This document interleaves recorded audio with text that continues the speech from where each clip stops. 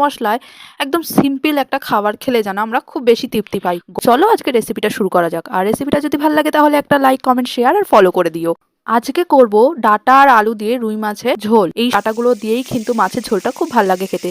তার জন্য দেখো প্রথমে এখানে কড়াইয়ের মধ্যে সর্ষে তেল গরম হওয়ার জন্য বসিয়ে দিয়েছি।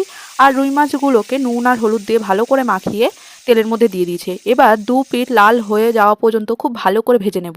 মাছগুলো লাল করে ভাজা হয়ে গেছে। এবারে মাছগুলোকে একটা একটা করে তুলে রাখছি। আর এই মাছের সঙ্গে যেই মাথাটা ছিল সেই মাথাটাকেও বেশ বেশ কড়া করে ভেজে নেব। মাছের মাথাটাকেও ভাজা হয়ে গেছে। এবারে এটাকেও তুলে রাখছি। ওইদিকে মাছগুলো ভাজতে ভাজতে আমি দেখো এখানে আলুগুলোকে লম্বা লম্বা করে কেটে নিয়েছি। আর ডাঁটাগুলোকেও খুব ভালো করে পরিষ্কার করে কেটে ধুয়ে নিয়েছি। এবারে ওই মাছ ভাজার তেলের মধ্যেই দিয়ে দিচ্ছি একটুখানি জিরে ফোড়ন। 3 সেকেন্ড মতো জিরেটাকে একটুখানি ভেজে নেব। দিয়ে এর মধ্যে দিয়ে দিচ্ছি কেটে রাখা লম্বা করে আলুগুলোকে দিয়ে বেশ লাল করে আলুগুলোকে ভেজে নেব। আলুগুলোকে কিন্তু যত সুন্দর করে ভাজা হবে তত কিন্তু তরকারিটা বেশি খেতে টেস্ট হবে। আলুগুলোকে দেখো এখানে লাল করে ভাজা হয়ে গেছে। এবারে এর মধ্যে দিয়ে দিচ্ছি কেটে রাখা ডাঁটাগুলোকে দিয়েও কিন্তু ওই আলুর সঙ্গে প্রায় 10 থেকে 15 মিনিটের মতো একটু ভেজে নেব। এবারে এর মধ্যে দিয়ে দিচ্ছি 1 ইঞ্চি মতো আদা, বেশ কয়েকটা কাঁচা লঙ্কা আর 2 চামচ মতো জিরেকে আমরা ভালো করে পেস্ট করে নিয়েছি। সেই মশলার পেস্টটা 1 চামচ দিয়ে এটাকে ভালো করে আলু আর ডাঁটার সঙ্গে মিশিয়ে নেব। যতক্ষণ না পর্যন্ত মশলার কাঁচা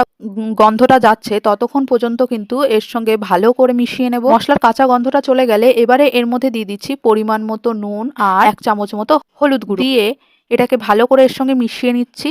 মশলাটা যাতে পুড়ে না যায় সেই জন্য অল্প অল্প করে জল দিয়ে কিন্তু বেশ ভালো করে মশলাটাকে কষিয়ে নেব।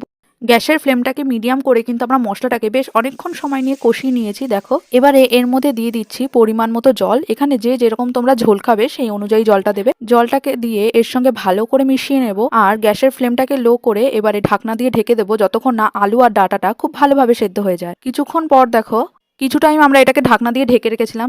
এবারে ঢাকনাটাকে খুলে দেখো ডাঁটা আর আলুটা কত সুন্দর ভালোভাবে সেদ্ধ হয়ে গেছে। এবারে এর মধ্যে দিয়ে দিচ্ছি ভেজে রাখা রুই মাছগুলো আর রুই মাছের মাথাটা দিয়ে এই ঝোলের সঙ্গে ভালো করে মিশিয়ে নেব। আর মাছগুলোকে একটু ঝোলের মধ্যে ডুবিয়ে দেবো যাতে মাছের মধ্যেও এই ঝোলের তেল নুন মশলাটা ভালোভাবে ঢোকে। 5 মিনিট পর আমরা ঢাকনাটাকে খুলে দিয়েছি। আর দেখো কালারটা কতটা সুন্দর হয়েছে না? আর খেতেও কিন্তু ঠিক ততটাই টেস্টি হয়েছে। গরমের সময় এরকম যদি কম তেল মশলা দিয়ে খাওয়া যায় তাহলে তো পেটের পক্ষেও ভালো। আর ডাঁটাগুলো এতটাই নরম ছিল যে এই ডাঁটার মধ্যে কোনো রকম আঁশও কিন্তু ছিল না। ডাঁটা আলু দিয়ে আমাদের রুই মাছের ঝোল কিন্তু একদম রেডি। গরম গরম ভাতের সঙ্গে এটা হলে তো আর কিছুই লাগে না। তাহলে বলো আজকে রেসিপিটা তোমাদের কেমন লাগলো? ভালো লাগলে একটা লাইক, কমেন্ট, শেয়ার আর ফলো করে দিও। দেখা হবে অন্য একটা ভিডিওতে। টাটা।